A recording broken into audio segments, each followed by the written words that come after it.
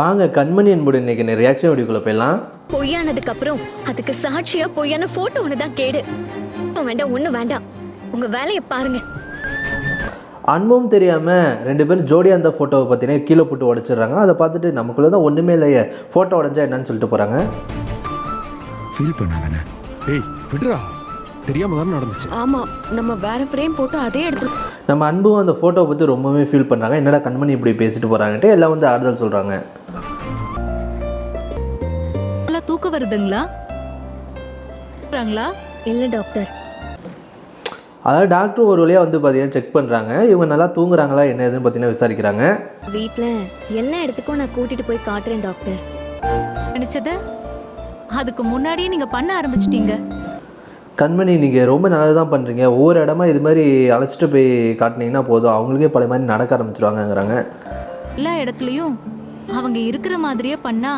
இந்த speech therapy கொடுக்கலாம்னு சொன்னீங்களே, அது எப்போ ஸ்டார்ட் பண்ணலாம்? பெரிய திரும்ப திரும்ப சொல்லிக்கிட்டு இருந்தாங்களே, அது அன்னைக்கு கண்மணி பேரே திரும்ப திரும்ப சொன்னாங்களே, அதுக்கப்புறம் பேச ஆரம்பிச்சாங்களா என்ன இதுன்னு அந்த டாக்டரும் பார்த்தீங்கன்னா கேட்குறாங்க. பேசினாங்களா? அவங்க பேசி நான் எதுவும் கேட்கல. பேச்சு திறன் பாதிக்கப்பட்டிருந்தாலும் தெரியாம அவங்களுக்கு பேசுறதுக்கு கூட வாய்ப்பு இருக்கு. அவங்க நைட்டில் இது மாதிரி அவங்களே பார்த்தீங்கன்னா பேச ஆரம்பிச்சிருவாங்க. நீங்கள் ஒன்றும் பயப்படாதுங்க, யாரும் ஃபோர்ஸ் பண்ண வேணாம், அவங்களே பேசுவாங்க அப்படிலாம் சொல்லிடுறாங்க. முணங்குற மாதிரி இருந்து பேசுறது அவங்களுக்கே தெரியாம கூட போயிருக்கலாம். இன்னும் 2 வார்த்தைகள் பேசட்டும், அதுக்கப்புறம் பார்த்துக்கலாம். சொல்லுமா, பேசுங்க. சிவகாமியும் பார்த்தீங்கன்னா பேச ட்ரை பண்ணுறாங்க. கார்த்தியும் பார்த்தீங்கன்னா பேசுங்க பேசுங்க அப்படின்னு சொல்லி பார்த்தீங்கன்னா ஃபோர்ஸ் பண்ணுறாங்க. இல்லையா உனக்கு இப்போதானே அவளை பேச வைக்கிறதுக்கு ஃபோர்ஸ் பண்ணக்கூடாதுன்னு டாக்டர் அவ்வளோ பொறுமையாக உனக்கு. பாட்டியும் பார்த்தீங்கன்னா திட்டுறாங்க. ஏன் அன்பு இப்போ தானே டாக்டர் சொன்னாங்க ஃபோர்ஸ் பண்ணக்கூடாது, அவளே பேசிட்டு விடுங்கிறாங்க. ஊக்கமும் இவங்க குணமாகணுங்கிறது மட்டும்தான் அன்பு. உங்களுடைய அன்பும் அதுக்கு ஈக்குவலா கண்மணியோட அன்பு. நீங்கள் 2 பேர் இருக்கிற வரைக்கும் கண்டிப்பாக பார்த்தீங்கன்னா உங்கள் அத்தை சீக்கிரமே எழுந்திரிச்சு நடக்கவும் பேச ஆரம்பிச்சிடுவாங்க அப்படின்னு சொல்லிட்டு டாக்டர் இங்கேருந்து போகிறாங்க. கண்மணி சொல்லுங்க. எங்க அம்மாவை நீ ரொம்ப அக்கறையா பாத்துக்கிறேன்னு பழைய அன்பு இருக்கா? எதுக்கு கேக்குறீங்க?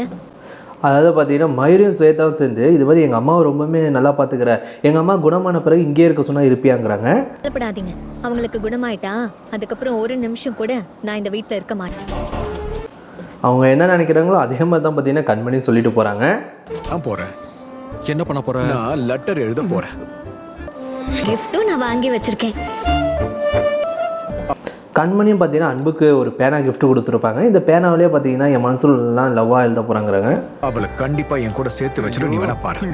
நான் பேசுறது அவ காது கொடுத்து கேட்க ஏன்டா நீ இதெல்லாம் லெட்டரில் எழுதிட்டு இருக்க, நீ போய் டைரெக்டாக சொல்ல வேண்டியதாங்கிற, நான் பேசுறது கேட்டாதானேங்கிறாங்க. மாட்டேங்கிறாடா. என் மனசு அவ கடிதமா படிச்சான்னா என் காதல் அவளுக்கு புரிஞ்சு. என் காதல் மட்டும் ஏன் உனக்கு புரியவே இல்லைன்னு எனக்கு தெரிஞ்சிருக்கிற காதலோட மதிப்பு. நம்ம அன்பும் பார்த்தீங்கன்னா அவன் மனசில் உள்ள எல்லாருமே கண்மணிக்கு பார்த்தீங்கன்னா லவ்வாக எழுதுறாங்க. லவ்ட்ரா உனக்கு கண்டிப்பா புரிஞ்சுப்ப. இல்ல இங்க தான் இருக்கேன். அத வரேன். அவங்க போன பிறகு பார்த்தீங்கன்னா நம்ம சுவேதாவும் மயூரி ரூமுக்கு வராங்க. அப்போ லெட்டர் இருக்கிறத பார்த்துட்டு அதை எடுத்து படித்து பார்க்குறாங்க. என்ன நீ இதெல்லாம்? மயூரி சுவேதா சேர்ந்து அவங்க மொபைலில் ஃபோட்டோ எடுத்துகிட்டு இதை நம்ம அன்பு வந்து அதாவது வெண்ணிலாவுக்கு எழுதுன மாதிரி ஆக்கணும் அப்படின்லாம் சொல்லிட்டுருவாங்க.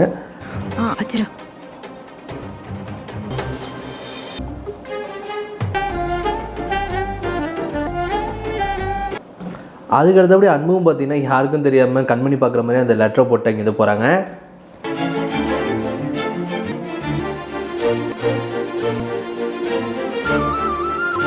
கண்மணியும் பார்த்தீங்கன்னா அந்த லெட்டரை எடுத்து ரொம்பவே சந்தோஷமாக படிச்சுட்றாங்க. இதை பார்த்துட்டு கார்த்திக்கும் சந்தோஷமாக இருக்குது. அவ யோசிக்கிறத பார்த்தா புரிஞ்சுக்கிட்ட மாதிரியே இருக்குல்ல. இன்னும் ஒர்க் அவுட் ஆயிடுச்சு போல. இப்போ நம்ம கூட பல ஐடியாவாக இருக்குன்னு சொன்னோம், ஆனால் இந்த ஐடியா ஒர்க் அவுட் ஆகிட மாட்டேங்குமே அப்படின்னு கார்த்தியும் சந்தோஷப்படுறாங்க. எனக்கு எழுதின லெட்டர் குடி.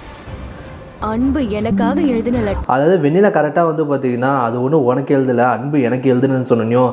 நம்ம வெண்ணிலா அதாவது கண்மணி கோவமாக அந்த லெட்டர் கொடுத்துறாங்க. சொல்லவா? கோபம் எனக்கு புரியுது, என் காதல் மட்டும் ஏன் உனக்கு புரியவே இல்லைன்னு எனக்கு தெரியல. அதாவது அவங்களுக்கு எழுதுன மாதிரி இது மாதிரி நீ எப்போ தான் என்னை எதிர்த்து பையன் மேலே கோவம் இருந்தாலும் அதெல்லாம் மன்னிச்சு என்னை ஏற்றுக்க அந்த மாதிரிலாம் எழுதியிருக்காங்க.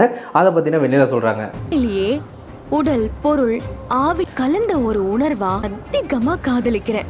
நீ இல்லைன்னா என்னால் வாழ வைக்காது, நான் உன்னை அவ்வளோ லவ் பண்ணுறேன், நீ எப்படியாவது என்னை ஏற்றுக்க, என்னை மன்னிச்சிடு அப்படிலாம் எழுதிட்டுருக்காங்க. இதெல்லாம் சொல்லிட்டுருக்காங்க. ஒரு பொண்ணுக்கு என் இதயத்துல எந்த ஜென்மத்திலையும் இடமே இல்லை. இதெல்லாம் கேட்டுட்டு பார்த்தீங்கன்னா அன்புக்கு செம கோவம் வருது. நான் கண்மணிக்கு எழுதுனதை இவளுக்கு எழுதுன மாதிரி சொல்கிறான்ட்டு. கல்யாணத்துக்கு முன்னாடி அவரோட காதலை இப்படி லெட்டர் மூலமா தான் எனக்கு புரிய பாத்தியா, இது மாதிரி அவர் என்னதான் அவ்வளோ லவ் பண்ணாது, ஒன்று லவ் பண்ணியிருந்தான்னா உனக்கு ஏதாச்சும் லெட்டர் எழுதி கொடுத்துருக்காரா? அந்த மாதிரிலாம் கண்மணி வெறுப்பேற்றுறாங்க. அவ சொல்றத எதையும் நம்பாத, அவ உன்னை ஏமாத்துறா. நான் எழுதுன நீங்க அதாவது அன்பும் வந்து பார்த்தீங்கன்னா இது நான் உனக்காக எழுதுனது கண்மணி, வெண்ணிலா அவளுக்கு எழுதுன மாதிரி போய் சொல்கிறான், நம்பாதாங்கிறாங்க. இருந்தே அவன் கிட்ட உண்மையை தான் சொல்ல ட்ரை பண்ணிருக்கா. என் மேல இருக்கிற கோவம் தான் நீ என் மேல வச்சிருக்கிற காதல மறைக்குது கண்மணி. நீ என் மேலே கோவமாக இருக்க, அதனால தான் இந்த வெண்ணிலா எது சொன்னாலும் நீ நம்புற, அதெல்லாம் நம்பாத அப்படிலாம் சொல்லிட்டாங்க. இப்பவும் என்னதானே லவ் பண்றீங்க? அவளுக்கு எல்லா உண்மையும் தெரிஞ்சு போச்சே. அன்பு இதுக்கப்புறம் ஏன் சொல்லாமல் மறைக்கிறீங்க, வெளிப்படையாக சொல்லிடுங்க என்னதான் லவ் பண்ணுறீங்கன்ட்டு அப்படிலாம் சொல்லிடுறாங்க. வார்த்தை பேசின அப்புறம் கேளு கண்மணி ப்ளீஸ் சொல்றேன். நம்ம அன்பு எவ்வளோ சொன்னாலும் பார்த்தீங்கன்னா இந்த கண்மணி கேட்கவே மாட்டேங்குது, அதெல்லாம் போதும் நிறுத்துங்க அப்படின்ற மாதிரி தான் சொல்லிட்டாங்க. ராமா போடுறது நான் இல்லை, இவதான். இது நாடகம் எது உண்மைன்னு நீங்க எனக்கு சொல்ல வேண்டாம். உங்களை பற்றி எனக்கு நல்லா தெரிஞ்சிச்சு அன்பு, இனி நீங்கள் எனக்கு சொல்ல தேவையில்ல, போதும் அப்படின்னு சொல்லிட்டு கோவமாக போகிறாங்க. அத்தைக்காக சும்மா டிராமா பண்ற வேலையெல்லாம் முதல்ல நிறுத்துங்க. டைமை வேஸ்ட் பண்ண வேண்டாம். கண்மணி கண்மணி நம்ம அன்புக்கு பார்த்தீங்கன்னா கண்மணி மேலே கோவம் வருதோ இல்லையா, அண்ணன் இந்த வெண்ணிலாவை பார்த்தா பார்த்தீங்கன்னா செம டென்ஷனாக வராங்க, ஏண்டி இந்த மாதிரிலாம் பண்ணுறேன்ட்டு. அப்படி சொல்லிட்டாளே இதுக்கு முன்ன இவளுக்கு எப்பவோ எழுதின லெட்டரா இருக்குமோ? வேணான்னு அப்பவே அவங்ககிட்ட தலைப்பட கார்த்தி இதுக்கு தான் இந்த மாதிரி லவ் லெட்டர்லாம் வேணாம், டேரெக்டாக போய் சொல்கிறான்னு. இப்போ பாரு அந்த வெண்ணிலாவை மாற்றி சொல்லிட்டாங்கிறாங்க.